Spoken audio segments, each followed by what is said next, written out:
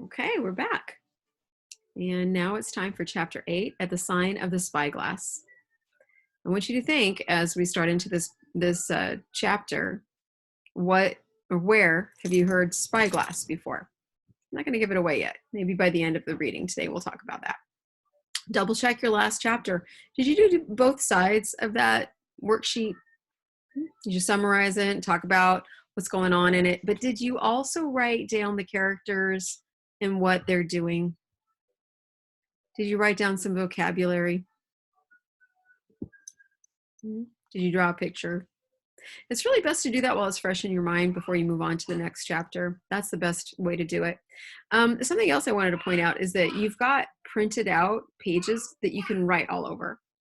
You can mark things as you go, words to go back to, underline things you don't understand, question marks in the margin if you have questions for me. You know, you can come to our video chats on Tuesdays at 10:30, ask those questions. Let me know what you don't understand about the book so that we can talk about it. But just make sure you're doing that. Today, I'm reading on my phone. I don't know if you can see this, but there we go. We can get to Treasure Island online at any time because Treasure Island is free, copyright free, and this is on Gutenberg.org. It's exactly where I printed or I copied and printed your materials from. And the bad thing is I can't write all over it right now, but at least I can read it, even though I left the copy of this at school. I never go without it. As long as I've got an electronic device that can get to the internet, I can find Treasure Island. Okay. All right, so let's get started. It's called At the Sign of the Spyglass. When I had done breakfasting, the squire gave me a note addressed to John Silver at the Sign of the Spyglass and told me I should easily find the place by following the line up the docks and keeping a bright lookout for a little tavern with a large brass telescope for sign. I set off, overjoyed at this opportunity to see some more of the ships and seamen, and picked my way among a great crowd of people in carts and bales, for the dock was now at its busiest, until I found the tavern in question. It was a bright enough little place of entertainment. The sign was newly painted. The windows had neat red curtains. The floor was cleanly sanded. There was a street on each side and an open door on both, which made the large, low room pretty clear to see in spite of clouds of tobacco smoke. The customers were mostly seafaring men, and they talked so loudly that I hung at the door, almost afraid to enter. As I was waiting, a man came out of a side room, and at a glance, I was sure he must be Long John. His left leg was cut off close by the hip, and under the left shoulder, he carried a crutch, which he managed with wonderful dexterity, hopping about upon it like a bird. He was very tall and strong, with a face as big as a ham, plain and pale, but intelligent and smiling. Indeed, he seemed in the most cheerful spirits, whistling as he moved about among the tables with a merry word or a slap on the shoulder for the more favored of his guests. Now, to tell you the truth, from the very first mention of Long John in Squire Trelawney's letter, I had taken a fear in my mind that he might prove to be the very one-legged sailor whom I had watched for so long at the old Benbow. But one look at the man before me was enough. I had seen the captain and Black Dog and the blind man Pew, and I thought I knew what a buccaneer was like.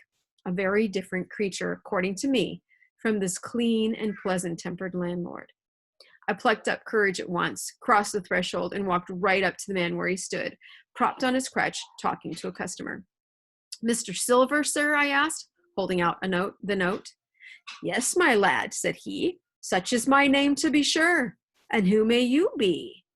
And then, as he saw the squire's letter, he seemed to me to give something almost like a start. Just seems startled. "Oh," said he, quite loud, and offering his hand, "I see, you are the new cabin boy. Pleased I am to see you." And he took my hand in his large, firm grasp. Just then, one of the customers at the far side rose suddenly and made for the door. It was close by him, and he was out in the street in a moment, but his hurry had attracted my notice, and I recognized him at a glance. It was the tallow-faced man wanting 2 fingers, who had come first to the Admiral Benbow. "Oh," I cried, "stop him! It's Black Dog." "I don't care 2 coppers who he is," cried Silver, "but he hasn't paid his score. Hurry, run and catch him." One of the others, who was nearest the door, leaped up and started in pursuit. If he were Admiral Huck, he shall pay his score, cried Silver, and then relinquishing my hand, who did he say he was? He asked. Black what? Dog, sir, said I. Has Mr. Trelawney not told you of the buccaneers? He was one of them. So, cried Silver, in my house. Ben, run and help Harry. One of those swabs was he. Was that you drinking with him, Morgan? Step up here. The man whom he called Morgan, an old gray-haired, mahogany-faced sailor, came forward pretty sheepishly, rolling his quid. Now, Morgan, said Long John very sternly, you never clapped your eyes on that black dog before, did you now? Not I, sir, said Morgan with a salute. You didn't know his name, did you? No, sir. By the powers, Tom Morgan, it's as good for you, exclaimed the landlord. If you had been mixed up with the like of that, you would never have put another foot in my house, you may lay to that. And what was he saying to you? I don't rightly know, sir, answered Morgan. Do you call that a head on your shoulders or a blessed dead-eye? Cried Long John. I don't rightly know, don't you? Perhaps you don't happen to rightly know who you was speaking to, perhaps. Come now, what was he, John? Voyages, captains, ships? Pipe up, what was it? We was talking of keel-hauling, answered Morgan. Keel-hauling was you? And a mighty suitable thing, too, and you may lay to that. Get back to your place for a lubber, Tom. And then, as Morgan rolled back to his seat, Silver added to me in a confidential whisper that was very flattering, as I thought. He's quite an honest man, Tom Morgan, only stupid. And now, he ran on again aloud, let's see, Black Dog. No, I don't know the name, not I. Yet I kind of think I've seen the swab. He used to come here with a blind beggar, he used. That he did, you may be sure, said I. I knew that blind man, too. His name was Pew. It was, cried Silver, now quite excited. Pew, that were his name for certain. Ah, he looked a shark, he did. If we run down this Black Dog, now there'll be news for Captain Trelawney. Ben's a good runner. Few seamen run better than Ben. He should run him down, hand over hand by the powers. He talked to keel-hauling, did he? I'll keel-haul him. All the time he was jerking out these phrases, he was stumping up and down the tavern on his crutch, slapping tables with his hand, and giving such a show of excitement as would have convinced an Old Bailey judge or a Bow Street runner. My suspicions had been thoroughly reawakened on finding Black Dog at the spyglass, and I watched the cook narrowly, but he was too deep and too ready and too clever for me, and by the time the two men had come back out of breath and confessed that they had lost the track in the crowd and had been scolded like thieves, I would have gone bail for the innocence of Long John Silver. Let's talk about it for a second. He would have gone bail for the innocence of Long John Silver. Would have. Okay, I'm going to back you up a little bit. So he walks into the tavern and he's looking for somebody to give the note to. He's looking for a one-legged sea cook named Long John Silver. He sees the man and he confesses in his, like to us, the reader, that he thought, well, one-legged, that brings to mind what the captain was afraid of, the one-legged seafaring man. Maybe it's him. Maybe this is a scary guy. He sees the guy and he just seems like the nicest man from like just the way he's acting. Like, no way, this isn't a pirate. This guy's nice.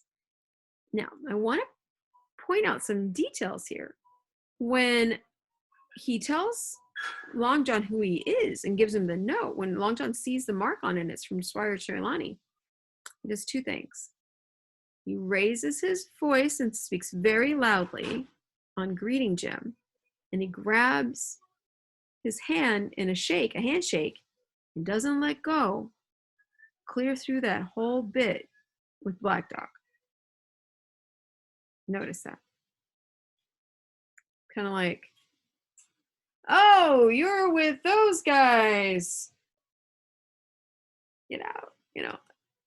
Say it. I don't think it takes much to guess that this guy isn't innocent, but he, at the time, makes Jim feel like he's very trustworthy. And so what he does is he's like, oh, I'll get him. He didn't even pay his bill. Sends guys out running after him, right? And then he pulls the guy over who was talking to him. He's like, what were you talking about? Who was that guy? And he's like, oh, I don't think I know him, but I think I've seen him here with a blind guy. Yeah. Hmm. Jim knows he was being fooled. And he's kind of telling you that as the narrator.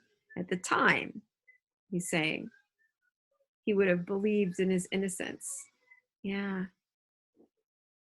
Oh, and a little side note, keel hauling, what Morgan and Black Dog were talking about. It's terrible punishment. You might have found it in any study of pirate lingo you've done. To keel haul somebody was to do this terrible thing where you attached a rope to them and the rope went around the keel of the boat. The keel is the underbelly of the boat. And they would drag you from one side to the other across the keel. And it would because the ships under the waterline were almost all covered with barnacles and things like that. They were very sharp and ragged, and it would just wreck a person's skin and probably kill them. You know, and they'd be underwater for all of that too. So sometimes that's how it killed them. But it was a terrible punishment for doing something terrible while at sea. Okay, so keel hauling is not a good subject, and that's what they were talking about, or that's what Morgan says they were talking about, and that's why John's like, "Oh, that's a fitting subject. I'll keel haul you," is what he says. Okay. All right. So let's get back. We're in the paragraph that starts with this. "See here now, Hawkins." Okay. "See here now, Hawkins," said he. "Here's a blessed hard thing on a man like me, now ain't it? There's Captain Trelawney. What's he to think? Here I have this confounded son of a Dutchman sitting in my own house, drinking of my own rum. Here you comes and tells me of it plain, and here I let him give us all the slip before my blessed deadlights. Now, Hawkins, you do me justice with a captain. You're a lad, you are, but you're as smart as paint. I see that when you first come in. Now here it is. What could I do with this old timber I hobble on? When I was an A.B. master mariner, I'd have come up alongside of him hand over hand and broached him in a brace of old shakes, I would. But now," and then all of a sudden he stopped and his jaw dropped as though he had remembered something. "The score," he burst out. "3 goes of rum. Why, shiver my timbers if I hadn't forgotten my score." And falling on a bench, he laughed until the tears ran down his cheeks. I could not help joining, and we laughed together, peal after peal, until the tavern rang again. "Why, what a precious old sea calf I am," he said at last, wiping his cheeks. "You and me should get on well, Hawkins, for I'll take my Davy that I should be rated ship's boy. But come now, stand by to go about. This won't do. Duty is duty, messmates. I'll put on my old cockerel hat and step along of you to Captain Trelawney to report this here affair. For mind you, it's serious, young Hawkins, and neither you nor me's come out of it with what I should make so bold as to call credit. Nor you neither, says you, not smart. None of the pair of us smart. But dash my buttons, that was a good one about my score." And he began to laugh again, and that so heartily that though I did not see the joke as he did, I was again obliged to join him in his mirth. Okay, so what he's saying there is like, first of all, Long John's like, "Oh, wow, I look pretty dumb here letting him have, but you got to understand, I have only one leg. I couldn't chase him down." And he's like, "Oh, dang, and he didn't pay. Forgot all about that." And he starts laughing like it's this big, hilarious joke. And Jim starts laughing with him because he's just such a, contagious laugher, acting like it's just hilarious. And then he stops. He's like, "Oh, and we're both to blame in this, Jim. Neither one of us stopped this from happening, or neither one of us caught Black Dog. What are we going to do about it? We're in it together." And then he's like, "Well, that was really funny about me not getting paid." He starts laughing again. Jim's laughing with him again. Now you can say like, that isn't a funny joke. It's not. I mean, it's not even a joke. What is Silver's point in trying to make this seem funny? I don't know. Or he's doing something though. So keep watch on that. Okay. On our little walk along the quays, he made himself the most interesting companion. So this is on their way to go talk to Mr. Trelawney.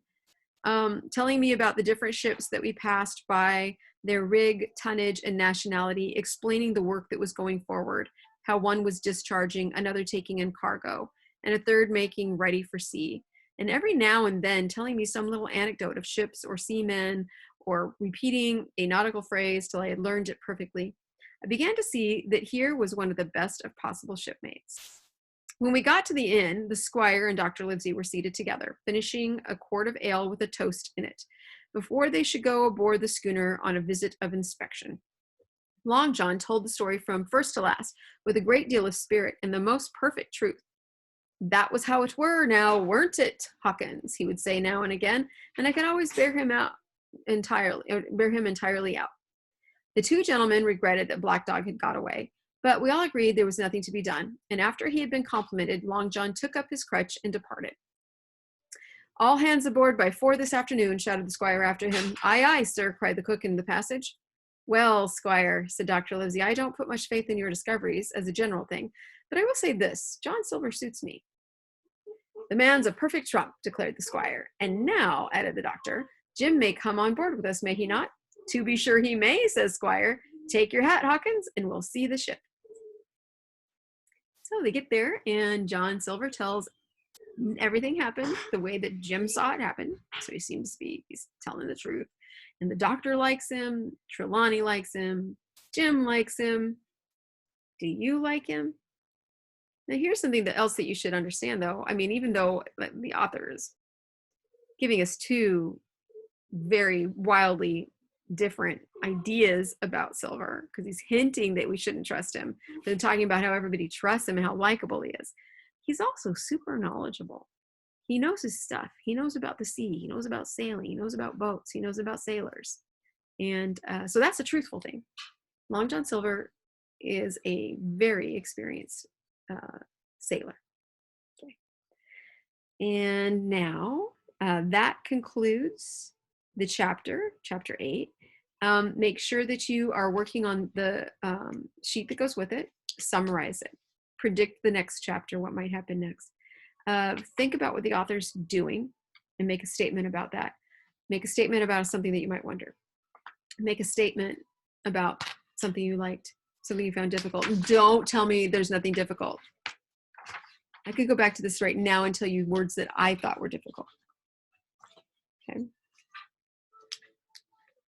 So you should be able to find something that you didn't understand, even with my explanation, what the heck they were talking about. Okay.